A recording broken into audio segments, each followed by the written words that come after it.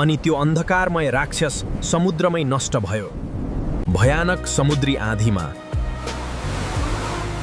एक युवक बाँच्नका लागि सङ्घर्ष गर्दै थियो। ऊ बिस्तारै समुद्रको गहिराईतिर डुब्न थाल्यो। त्यत्तिकैमा समुद्रको गहिराईबाट एक रहस्यमयी जलपरी प्रकट भइन्। जलपरी तीव्र गतिमा युवकतर्फ पौडिन थालिन्। उनले युवकको हात समातिन् अनि जादुमय शक्ति प्रयोग गरिन्। अचानक समुद्रभित्र नीलो प्रकाश फैलिन थाल्यो। जलपरीले आँधी बीच युवकलाई माथितिर ल्याइरहेकी थिइन्।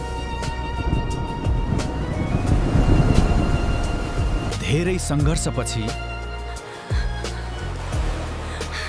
उनीहरू जलपरीले आफ्नो शक्तिले युवकलाई बचाउने प्रयास गरिन्।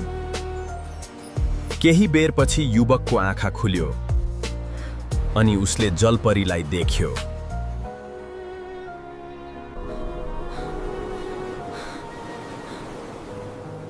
तिमीले मेरो जान बचायो। समुद्रले तिमीलाई अझै छोड्न चाहेन। तर अचानक समुद्रभित्रबाट डरलाग्दो छाया देखा पर्यो। जलपरी युवकलाई बचाउन फेरि आफ्नो शक्तिसँग लड्न तयार भइन्। युवकलाई बचाउन जलपरीले आफ्नो सम्पूर्ण शक्ति प्रयोग गरिन् अनि त्यो अन्धकारमय राक्षस समुद्रमै नष्ट भयो। संसारमा तिमी पानीमा बाँच्न सक्दैनौ, म जमिनमा बाँच्न सक्दैनौ, त्यसैले यो कुरा बिर्स। Bye bye gentleman.